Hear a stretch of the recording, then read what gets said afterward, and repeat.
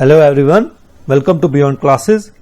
ये video political division of world का part 2 है और इसमें हम पहले डिफरेंस बिटवीन यूनाइटेड किंगडम और ग्रेट ब्रिटेन पढ़ेंगे और उसके बाद हम इसमें पढ़ेंगे बहुत सी कंट्रीज की जो ओवरसीज टेरिटरीज हैं उनके बारे में और चाइना के जो स्पेशल एडमिनिस्ट्रेटिव जोन्स हैं या रीजन्स हैं उनके बारे में हम इस वीडियो में पढ़ेंगे। तो चलिए हम वीडियो को स्टार्ट करते हैं।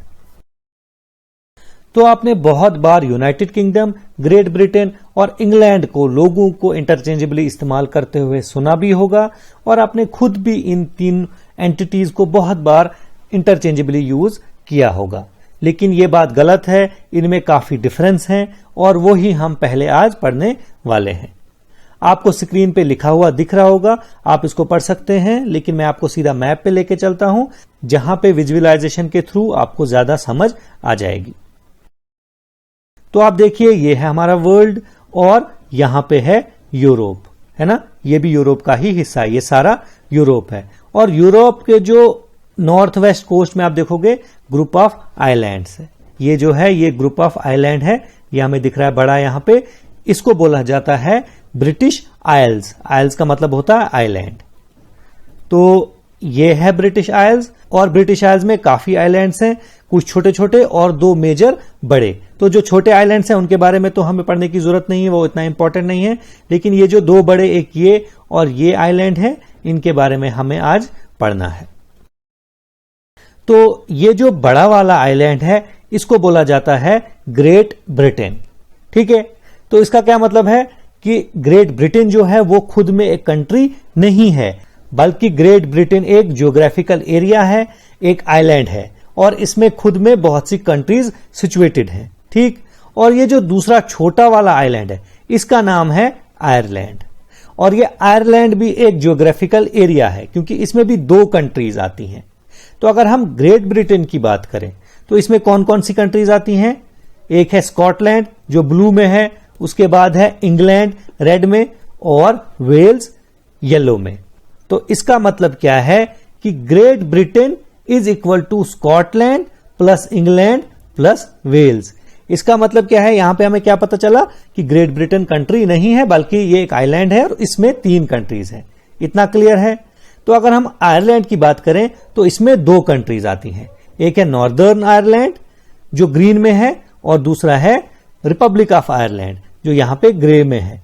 तो ये जो आयरलैंड है इसका क्या मतलब है, Ireland is equal to Northern Ireland plus Republic of Ireland, ठीक है। जब आप जनरली आयरलैंड की बात करते हो तो आप रिपब्लिक ऑफ आयरलैंड की ही बात कर रहे हो। और जब आप आयरिश पीपल बोलते हो, जैसे अगर आपने मूवी देखी होगी आयरिश मैन वगैरह, तो ये जो होता है ये रेफर हम किसको करते हैं, रिपब्लिक ऑफ आयरलैंड को, क्योंकि जो रिपब्लिक ऑफ आयरलैंड है ये एक अलग से कंट्री है। लेकिन नॉर्दर्न आयरलैंड जो है वो यूनाइटेड किंगडम का हिस्सा है जो हम आगे पढ़ेंगे। यहां पे आपको समझ आ गया कि ग्रेट ब्रिटेन एक आइलैंड है जिसमें तीन कंट्रीज हैं, ये खुद में कोई कंट्री नहीं है। वैसे ही आयरलैंड जो है वो भी एक आइलैंड है, ज्योग्राफिकल एरिया है, ये खुद में भी कोई कंट्री नहीं है, इसमें दो कंट्रीज आती हैं और ग्रेट ब्रिटेन में तीन कंट्रीज आती हैं, ठीक है। अब बात आती है यूनाइटेड किंगडम की। तो आप देखिए यहां पे कि यूनाइटेड किंगडम जो है ये कंट्री ऑफ कंट्रीज है, मतलब कुछ कंट्रीज को मिलके एक कंट्री बनती है, सॉवरेन नेशन बनता है, उसको बोलते हैं यूनाइटेड किंगडम। ये जो यूनाइटेड किंगडम है इसका ऑफिशियल नाम क्या है, the United kingdom of great Britain and northern Ireland. यहां पे आपको आइडिया मिल गया होगा कि यूनाइटेड किंगडम में क्या क्या आता है, ठीक। ये जो यूनाइटेड किंगडम है ये एक सॉवरेन कंट्री है, मतलब एक खुदमुख्तियार कंट्री है, ये खुद में एक कंट्री है। अगर इंडिविजुअली जो इसमें कंट्रीज आती है उनको देखें, वो भी इंडिविजुअली भी कंट्रीज हैं, लेकिन जब उनको इकट्ठे मिला के देखेंगे तब भी एक कंट्री बनती है। मैप में भी देखेंगे हम, फिलहाल आप यहां पे देखिए। और आपको पता ही है ये जो आइलैंड है ग्रेट ब्रिटेन और आयरलैंड, ये कहां पे पड़ता है, north west coast of European mainland, है ना। और जो यूनाइटेड किंगडम है इसमें क्या क्या आता है, the island of great Britain and north eastern part of island of Ireland, जिसको नॉर्दर्न आयरलैंड बोलते हैं। तो इसका क्या मतलब है कि यूनाइटेड किंगडम में चार कंट्रीज आती हैं। कौन कौन सी, इंग्लैंड, स्कॉटलैंड, वेल्स और नॉर्दर्न आयरलैंड, ठीक है। अब हम मैप में देखते हैं। आप यहां पे देखिए, ये जो चार कंट्रीज है ना, इनको जब हम मिला के एक किंगडम बनता है, जिसको बोला जाता है United kingdom of great Britain and northern Ireland. इसमें स्कॉटलैंड, इंग्लैंड, वेल्स और नॉर्दर्न आयरलैंड आता है। लेकिन ये जो रिपब्लिक ऑफ आयरलैंड है ये एक अलग कंट्री है, ये यूके का हिस्सा नहीं था। अगर हम हिस्ट्री की बात करें तो 1801 तक लगभग हर एक कंट्री में, ये जो ब्रिटिश आयल में कंट्री है इसमें हर में अपना अपना किंगडम हुआ करता था। लेकिन 1801 में इन्होंने एक ट्रीटी साइन की और उसकी वजह से ये सारा जो ग्रुप्स ऑफ आइलैंड से ये एक ही किंगडम बन गया। कौन सा? United kingdom. तब क्या नाम था इसका? United kingdom of great Britain and Ireland. क्यों? क्योंकि तब आयरलैंड एक ही कंट्री हुआ करती थी, एक ही किंगडम हुआ करता था। लेकिन आयरलैंड को बाद में ख्याल आया कि हमें यूनाइटेड किंगडम से इंडिपेंडेंस चाहिए और 1920s के आसपास इन्होंने वॉर ऑफ इंडिपेंडेंस लड़ा, फ्रीडम स्ट्रगल की और उसका रिजल्ट क्या हुआ कि एक ट्रीटी साइन हुई बिटवीन ब्रिटिश पीपल और आयरिश पीपल। और उसकी वजह से क्या हुआ कि ये जो रिपब्लिक ऑफ आयरलैंड है ये यूके से अलग हो गया। 1921 में ट्रीटी साइन हुई जो इफेक्टिव कब हुई? 1922 में। और 1922 से क्या हुआ कि ये जो रिपब्लिक ऑफ आयरलैंड है ये अलग कंट्री बन गया, ये इससे अलग हो गया। तो आपको पता चल रहा है क्या हो रहा है। तो अब यूनाइटेड किंगडम का नाम भी चेंज होना चाहिए ना, क्योंकि पहले क्या नाम था? United kingdom of great Britain and Ireland. लेकिन अब आयरलैंड एक ही तो नहीं है, तो अब इसलिए इसका नाम है United kingdom of great Britain and northern Ireland. ठीक है, समझ आ गया? रिपब्लिक ऑफ आयरलैंड एक अलग कंट्री है। क्लियर है यहां तक?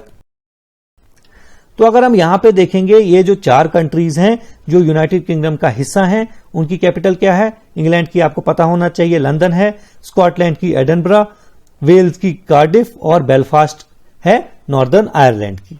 और अगर हम रिपब्लिक ऑफ आयरलैंड की बात करें तो उसकी कैपिटल है डबलिन। ठीक है, ये जो यूनाइटेड किंगडम है इसमें यूनिटरी पार्लियामेंट्री डेमोक्रेसी है। मतलब क्या है? ये जो कंट्रीज है ना 4, इंग्लैंड, स्कॉटलैंड, वेल्स और नॉर्दर्न आयरलैंड, इनकी खुद की भी पार्लियामेंट्स है। लेकिन जो यूनाइटेड किंगडम है इसकी अलग से एक पार्लियामेंट है जिसके ये चारों कंट्रीज हिस्सा हैं। इनकी खुद की भी, स्कॉटलैंड, वेल्स, नॉर्दर्न आयरलैंड की खुद की भी पार्लियामेंट्स है जो लोकल इश्यूज को हैंडल करते हैं। ठीक है, लेकिन अगर इंटरनेशनल इश्यूज को देखेंगे तो उसके लिए इनके पास एक ही पार्लियामेंट है। जो पार्लियामेंट किसकी बनती है? यूनाइटेड किंगडम की पार्लियामेंट बनती है। और आपको पता है यहां पे टाइप ऑफ गवर्नमेंट क्या है? Constitutional monarchy. कॉन्स्टिट्यूशनल मोनार्की का क्या मतलब है कि वहां पे अभी भी मोनार्की का सिस्टम है। मतलब क्या है? वहां पे अभी भी एक क्वीन होती है या किंग होता है। कॉन्स्टिट्यूशनल मोनार्की का क्या मतलब है कि ये जो मोनार्क है इनके पास एब्सोल्यूट पावर कोई भी नहीं है, बल्कि ये कॉन्स्टिट्यूशन को ये भी फॉलो करते हैं, लेकिन स्टिल मोनार्की है। और ये जो मोनार्क होता है ये हेड ऑफ स्टेट होता है। जैसे इंडिया में प्रेसिडेंट है वैसे ही यूके में मोनार्क है। और इंग्लैंड का आपको पता चला ही कि इंग्लैंड जो है वो भी यूनाइटेड किंगडम का एक हिस्सा है। और इसकी खास बात यह है कि इंग्लैंड जो है वो सबसे बड़ी कंट्री है यूनाइटेड किंगडम में, एरिया के हिसाब से भी और मोस्ट पॉपुलस मतलब पॉपुलेशन के हिसाब से भी ये सबसे बड़ी कंट्री है यूनाइटेड किंगडम की। समझ आ गया क्या है अब यहां पे आपको कि ग्रेट ब्रिटेन एक आइलैंड है, इसमें 3 कंट्रीज आती हैं। ठीक है, स्कॉटलैंड, वेल्स और इंग्लैंड। और आयरलैंड एक अलग से आइलैंड है जिसमें 2 कंट्रीज आती हैं, नॉर्दर्न आयरलैंड और रिपब्लिक ऑफ आयरलैंड। और अगर यूके की बात करें तो यूके में 3 कंट्रीज ग्रेट ब्रिटेन की और 1 कंट्री आयरलैंड की आती है। ठीक है, ये क्लियर हो गया। तो अब हम आगे बढ़ते हैं। अब हम पढ़ेंगे ब्रिटिश ओवरसीज टेरिटरीज के बारे में। ब्रिटिश ओवरसीज टेरिटरीज वो एरियाज हैं जो यूनाइटेड किंगडम का पार्ट नहीं है। पार्ट किस हिसाब से? मतलब वो फिजिकली प्रेजेंट नहीं है यूनाइटेड किंगडम में। जैसे हमने पीछे देखा जो ब्रिटिश आयल्स थे, ये जो एरियाज है ये वहां पे लोकेटेड नहीं है, बल्कि ये दूर दूर पूरी दुनिया में फैले हुए हैं, तभी इनको ओवरसीज कहा जाता है। लेकिन they fall under the jurisdiction of United kingdom, मतलब इनकी ऑनरशिप और इन पे कंट्रोल किसका है? यूनाइटेड किंगडम का। तभी इनको यूनाइटेड किंगडम ओवरसीज टेरिटरीज भी कहते हैं। अब ऐसा क्यों है कि जो एरियाज ब्रिटिश आइल्स में, यूनाइटेड किंगडम्स में हैं भी नहीं, लेकिन उन पे तब भी कंट्रोल यूनाइटेड किंगडम का है? ये जो एरियाज हैं ये रेमिनेंट्स ऑफ ब्रिटिश एम्पायर हैं। मतलब क्या है? जो ब्रिटिश एम्पायर हुआ करता था, जो वर्ल्ड वॉर 2 के बाद खत्म हो गया था। पिछली वीडियो में भी हमने थोड़ा सा देखा था कि वो वर्ल्ड वॉर 2 के बाद ब्रिटिश एम्पायर खत्म हो चुका था, तो उसके ये बचे हुए हिस्से हैं जिनको या तो इंडिपेंडेंस नहीं मिला या तो उन्होंने वोट करके ये फैसला किया कि हम ब्रिटिश टेरिटरीज ही रहेंगे, क्योंकि इसमें बहुत से फायदे हैं, है ना। जो मेजॉरिटी ऑफ टेरिटरीज है वो सेल्फ गवर्निंग है, मतलब उनका खुद का लोकल गवर्नमेंट है जो भी टेरिटरीज हैं ये। लेकिन जो यूके है उसके पास रेस्पॉन्सिबिलिटी क्या है इनकी, डिफेंस और फॉरेन रिलेशन की। और आपको पता ही है जैसे हमने पीछे भी पढ़ा कि जो यूनाइटेड किंगडम है उसका हेड ऑफ द स्टेट कौन है, ब्रिटिश मोनार्क, जो Elizabeth second, queen Elizabeth second है। वैसे ही ये जो टेरिटरीज हैं इनका भी जो हेड ऑफ स्टेट है वो कौन है, British monarch, queen Elizabeth the second. ठीक है, क्लियर है। और टोटल जो ब्रिटिश ओवरसीज टेरिटरीज हैं वो कितनी हैं, 14 ब्रिटिश ओवरसीज टेरिटरीज हैं। कुछ ये कैरेबियन में लोकेटेड हैं, कुछ अटलांटिक ओशन में, कुछ पैसिफिक ओशन में। आप यहां पे नाम पढ़ सकते हैं सारों के। और इनमें से जो सबसे बड़ा है वो कौन सा है, ब्रिटिश एंटार्क्टिक टेरिटरी। और जिब्राल्टर ये सबसे छोटा है, जिसका पहला नाम हुआ करता था जबल अल तारिक। फिर जब ब्रिटिशर्स ने इसको कॉलोनाइज किया तो इसका नाम चेंज कर दिया। तो हम मैप पे भी देखते हैं, आप ये देख सकते हैं जो हमें अभी पीछे पड़ा कि यूनाइटेड किंगडम यहां पे है। और ये जो सारे हैं ये एरिया जिनके नाम लिखे हुए हैं ये सारे ब्रिटिश ओवरसीज टेरिटरीज हैं। आप देखिए ये पूरी दुनिया में फैले हुए हैं, जैसे कैरेबियन में है यहां पे, है ना, और कुछ अटलांटिक ओशन में भी हैं, कुछ इंडियन ओशन में भी हैं जिनको ब्रिटिश इंडियन ओशन टेरिटरीज भी कहते हैं, और कुछ यहां पे आप देखिए पैसिफिक ओशन में भी है ना। तो ये पूरी दुनिया में फैले हुए हैं, 14 है टोटल। और ये वाला जो हिस्सा है ये है ब्रिटिश एंटार्क्टिक टेरिटरी, ये सबसे बड़ा है। ठीक है, क्लियर है। यहां पे इनके पास जो सिटीजनशिप होती है वो यूके की ही सिटीजनशिप होती है, लेकिन इनके पास पूरे जो यूके के खुद के बसे हुए लोग हैं उतने इनके पास हक नहीं होते हैं, राइट्स नहीं होते हैं। समझ आ गया आपको। तो हम आगे बढ़ते हैं और फ्रांस की ओवरसीज टेरिटरीज को देखते हैं। अब हम बात करेंगे जो फ्रांस की ओवरसीज टेरिटरीज हैं उनके बारे में। लेकिन जैसे ब्रिटिश ओवरसीज टेरिटरीज को बोला जाता था obviously British overseas territories, France के केस में उन टेरिटरीज को जो फ्रांस की टेरिटरीज हैं लेकिन फ्रांस में लोकेटेड नहीं है उनको बोला जाता है ओवरसीज फ्रांस। ठीक है, अब ये कौन सी टेरिटरीज हैं, ये ऑब्वियसली वो टेरिटरीज हैं जिनको एडमिनिस्टर फ्रांस करता है, लेकिन ये यूरोप के आउटसाइड लोकेटेड है, फ्रांस से ये कनेक्टेड नहीं है फिजिकली अगर देखा जाए तो। और ऑब्वियसली ये भी फ्रेंच कॉलोनियल एम्पायर के रेमिनेंट्स हैं, मतलब जो फ्रेंच एम्पायर था उसके बचे हुए हिस्से हैं ये।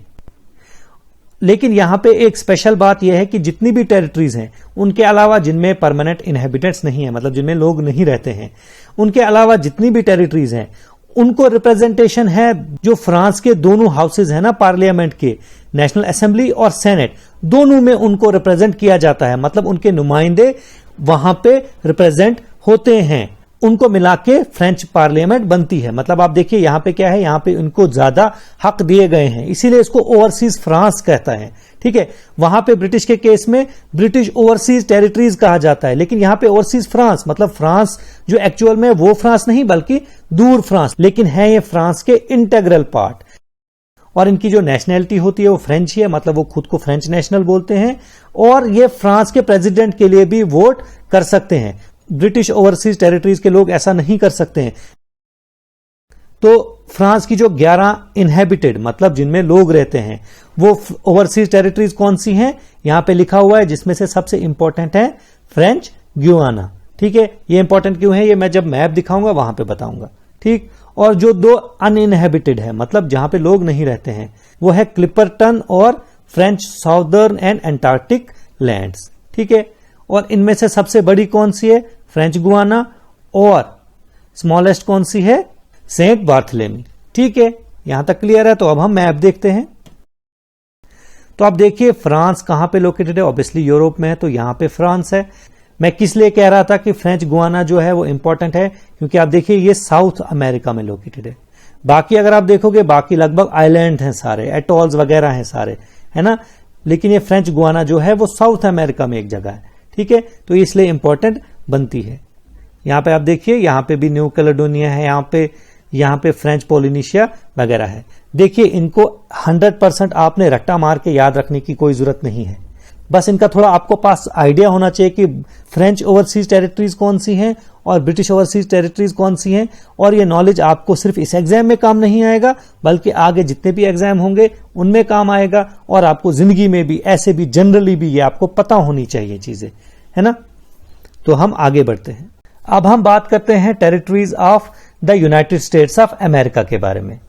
जो यूनाइटेड स्टेट्स ऑफ अमेरिका की टेरिटरीज हैं वो भी ऑब्वियसली जियोग्राफिकल एरियाज हैं, आइलैंड्स वगैरह, एटॉल्स वगैरह हैं, जो कहां पे लोकेटेड हैं, ये मेनली पैसिफिक ओशन और कैरिबियन सी में लोकेटेड है। आगे हम मैप भी देखेंगे। और ये जो टेरिटरीज हैं ये ऑब्वियसली यूनाइटेड स्टेट्स की जो फेडरल गवर्नमेंट है, जैसे इंडिया में सेंट्रल गवर्नमेंट बोला जाता है वैसे ही यूनाइटेड स्टेट्स में फेडरल गवर्नमेंट बोला जाता है, ये उसकी ज्यूरिसडिक्शन के अंडर आते हैं। और जो यूनाइटेड स्टेट्स की 50 स्टेट्स है ना, जैसे इंडिया में कितनी स्टेट्स हैं, 28 स्टेट्स हैं, वैसे ही यूनाइटेड स्टेट्स में 50 स्टेट्स हैं। जो ये 50 स्टेट्स हैं यूनाइटेड स्टेट्स ऑफ अमेरिका में, उनके जो हुकूक हैं, उनके जो राइट्स हैं, उनका जो स्टेटस है वो काफी ऊपर है इन टेरिटरीज से। वो इलेक्शन में भी हिस्सा ले सकते हैं, जो प्रेसिडेंट का इलेक्शन होता है, और उनके बाकी ऑब्वियसली उनकी खुद की भी गवर्नमेंट है और बाकी भी इनके राइट्स हैं। लेकिन ये जो टेरिटरीज हैं इनके उतने खास राइट्स नहीं हैं। जो यूनाइटेड स्टेट्स ऑफ अमेरिका की टेरिटरीज हैं उनमें से 3 कैरिबियन सी में लोकेटेड हैं और 11 पैसिफिक ओशन में लोकेटेड हैं। ये जो 14 टोटल टेरिटरीज है ना यूनाइटेड स्टेट्स की, इनमें से 5 बहुत ज्यादा इंपॉर्टेंट है। कौन कौन सी? American Samoa, Guam, Northern Mariana Islands, Puerto Rico जिसके बारे में सबने लगभग सुना होगा, और यूनाइटेड स्टेट्स वर्जिन आइलैंड्स। ये क्यों है इंपॉर्टेंट? क्योंकि इन पे परमानेंट इनहेबिटेड हैं। ये मतलब क्या है, इन पे परमानेंटली लोग रहते हैं। लेकिन क्या ये अनइनकॉर्पोरेटेड टेरिटरीज हैं। अनइनकॉर्पोरेटेड क्या मतलब है? यूनाइटेड स्टेट के हिसाब से जो अनइनकॉर्पोरेटेड टेरिटरीज हैं उनको ट्रीट किया जाता है एज पोजेशन। समझ लो आप, जायदाद की तरह इनको ट्रीट किया जाता है। ये जो एरियाज हैं उनको जायदाद की तरह यूज किया जाता है, इनको जायदाद की तरह ट्रीट किया जाता है। इनको integral part of United states नहीं माना जाता है। ये इलेक्शन में हिस्सा नहीं ले सकते, president of United States of America के इलेक्शन में हिस्सा नहीं ले सकते, और इनको बहुत से ऐसे राइट्स हैं जो इनको नहीं मिले हैं। मतलब ये अभी इनकॉर्पोरेटेड है। अगर ये इनकॉर्पोरेट हो जाते हैं तो जो पीछे हमने पढ़ा ना 50 स्टेट्स ऑफ यूनाइटेड स्टेट्स, ये लगभग उसी के स्टेटस के हो जाएंगे। लेकिन ये अभी इनकॉर्पोरेटेड है, मतलब ये स्टेट से नीचे आते हैं। और ये जो सारे टेरिटरीज हैं यूनाइटेड स्टेट्स ऑफ अमेरिका की, ये काफी अंडर डेवलप्ड है in comparison to 50 states of United States of America के। ठीक है, ये जो 5 आई ये परमानेंटली इनहेबिटेड है। उसके बाद है बाकी 9 जो स्मॉल आइलैंड्स हैं, एटॉल्स वगैरह हैं, इनमें कोई भी परमानेंट पॉपुलेशन नहीं है। आप यहां पे देख सकते हैं कि ये जो मैंने पहले कहा कि resident of United states territories can not vote for the president of United states and they do not have full representation in US Congress. जैसे हमने पीछे देखा फ्रांस के केस में, जो भी ओवरसीज फ्रांस की टेरिटरीज हैं उनको पूरी रिप्रेजेंटेशन दी जाती है फ्रांस के पार्लियामेंट में, लेकिन यूएस के केस में ऐसा नहीं है, ना ही ब्रिटिश के केस में ऐसा है। क्लियर है यहां पे? तो मैप देखते हैं हम। यहां पे जरूरी नहीं है सारी दी हुई हैं, लेकिन यहां पे जो इंपॉर्टेंट जो यूएस की टेरिटरीज हैं वो दी हुई हैं। जैसे आप देख सकते हैं यहां पे नॉर्दर्न मैरियाना आइलैंड्स हैं और गुमोम है यहां पे। उसके बाद यहां पे आप देखिए पोर्टो रिको और यूएस वर्जिन आइलैंड्स हैं और अमेरिकन समोआ यहां पे है। क्लियर है यहां तक? तो अब आगे बढ़ते हैं और चाइना पे आते हैं। अब देखेंगे हम special administrative regions of China क्या है। Special administrative region of China क्या है? ये one of the provincial level administrative division है। इसका मतलब क्या है कि देखिए, जो भी कंट्री होती है, जैसे हमने पॉलिटिकल डिवीजन ऑफ इंडिया पढ़ा था जिसका लिंक आपको ऊपर आई बटन में मिल जाएगा। जब हमने वो पढ़ा था हमने क्या देखा था कि इंडिया या चाइना या कोई भी कंट्री हो, कंट्रीज इतनी बड़ी होती हैं कि उनको हमें डिवाइड करना पड़ता है अलग अलग एडमिनिस्ट्रेटिव डिवीजन्स में, जिनको हम पॉलिटिकल डिवीजन्स भी कहते हैं। तो इंडिया के केस में हमने इंडिया को कैसे डिवाइड किया है? उसको हमने जो फर्स्ट लेवल है डिवीजन की वो क्या है? स्टेट्स। चाइना में क्या है? चाइना में प्रोविंसेस होती हैं। जो इंडिया में स्टेट्स होती है ना, वैसे ही चाइना में स्टेट्स ही होती हैं ऑब्वियसली, मतलब जो पहली लेवल ऑफ डिवीजन है, लेकिन उनको बोला क्या जाता है चाइना में? प्रोविंसेस। ठीक है, तो ये जो स्पेशल एडमिनिस्ट्रेटिव रीजन है ये भी प्रोविंशियल लेवल की ही एडमिनिस्ट्रेटिव डिवीजन है। मतलब वहां पे 4 प्रोविंशियल लेवल एडमिनिस्ट्रेटिव डिवीजन है। एक है प्रोविंसेस, दूसरी होती है म्युनिसिपैलिटीज, स्पेशल एडमिनिस्ट्रेटिव रीजन, और होते हैं ऑटोनोमस रीजन जैसे तिब्बत है। ठीक है, तो ये जो 4 हैं उनमें से एक जो एडमिनिस्ट्रेटिव डिवीजन है चाइना की, स्पेशल एडमिनिस्ट्रेटिव रीजन। ठीक है, ये जो स्पेशल एडमिनिस्ट्रेटिव रीजन है ये obviously directly under the Central People's Government आती है, मतलब जो सेंट्रल गवर्नमेंट है चाइना की उसके डायरेक्ट अंडर ये आती है। देखो यहां पे लिखा है पीपल्स रिपब्लिक ऑफ चाइना, एक होता है रिपब्लिक ऑफ चाइना। जब भी आपको दिखेगा कहीं पीपल्स रिपब्लिक ऑफ चाइना, इसका मतलब वही चाइना जिसकी हम बात कर रहे हैं। चाइना वो जो दुनिया की सबसे ज्यादा पॉपुलस कंट्री है। लेकिन कहीं पे आपको दिखेगा सिर्फ रिपब्लिक ऑफ चाइना, जब रिपब्लिक ऑफ चाइना आपको दिखेगा, ROC लिखा होगा वहां पे शॉर्ट में, उसका मतलब होता है तैवान। ऐसा क्यों है ये कभी हम आगे कहीं वीडियोस में पढ़ेंगे, लेकिन याद रखना People's Republic of China China ही है, लेकिन रिपब्लिक ऑफ चाइना तैवान है। ठीक है, तो ये जो special administrative region of China है, ये हाईएस्ट डिग्री ऑफ ऑटोनॉमी इनको मिलती है। मतलब ये खुद की इनको सेल्फ गवर्नमेंट होती है जो इंटरनल मसले संभालती है। सिर्फ इंटरनेशनल जो इनके मसले होते हैं वो चाइना हैंडल करता है। और दो special administrative region of China कौन कौन से हैं? हांगकांग आपने सुना ही होगा, और मकाओ ये भी आपने सुना होगा। इनकी लोकेशन भी हम मैप में देखेंगे आगे, फिलहाल यहां पे पढ़ते हैं। हांगकांग जो था वो ब्रिटिश डिपेंडेंसी था, और मकाओ जो था वो पुर्तगीज डिपेंडेंसी था।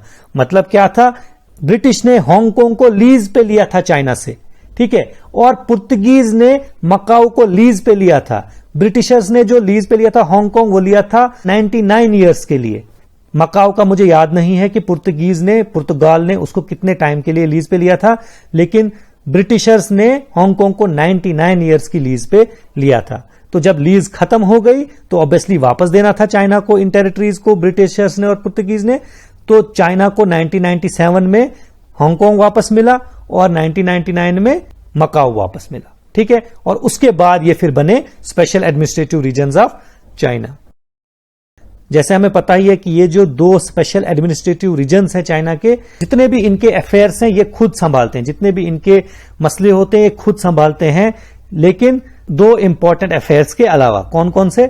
डिप्लोमेटिक रिलेशंस, मतलब डिप्लोमेटिक रिलेशंस के लिए इनको चाइना को ही देखना पड़ता है, और नेशनल डिफेंस, इनका जो नेशनल डिफेंस है वो भी चाइना ही देखता है। तो अगर हम मैप पे देखेंगे तो आप देखिए ये है चाइना, ये बहुत छोटे छोटे एरियाज हैं, यहां पे है हांगकांग और यहां पे है मकाओ। ठीक है, ये जो एरिया है ये है तैवान। तैवान के बारे में मैंने इंपॉर्टेंट पॉइंट्स में डाला है, वो आप आगे देख सकते हैं। तो इस स्लाइड पे आपको इंपॉर्टेंट पॉइंट्स दिखेंगे, इनको समझाने की उतनी जरूरत नहीं है, आप इनको पढ़ के अच्छी तरह देख सकते हैं कि क्या मसला है, इनको आप नोट डाउन भी कर सकते हैं, ये एग्जाम पॉइंट ऑफ व्यू से इंपॉर्टेंट है। मुझे उम्मीद है आपको ये वीडियो पसंद आई होगी, आपने इस वीडियो से बहुत कुछ सीखा होगा, और मुझे उम्मीद है आप इस वीडियो को शेयर भी करेंगे, लाइक भी करेंगे और बेल आइकन भी प्रेस करेंगे, ताकि हम जब भी कोई वीडियो अपलोड करें आपको उसकी नोटिफिकेशन मिल जाए। और बिना सब्सक्राइब किए प्लीज ना जाएं, आपके लिए सब्सक्राइब करना फ्री है, लेकिन हमारे लिए सब्सक्राइब करना आपका बहुत मायने रखता है। इससे हमें मोटिवेशन मिलती है और हमें पता चलता है कि आपको हमारा कंटेंट पसंद आता है, तो हम और कंटेंट ऐसा ही लाएं, उसके लिए ये जरूरी होता है। ठीक है, तो मिलते हैं आपको नेक्स्ट वीडियो में, तब तक के लिए best of luck, thank you very much.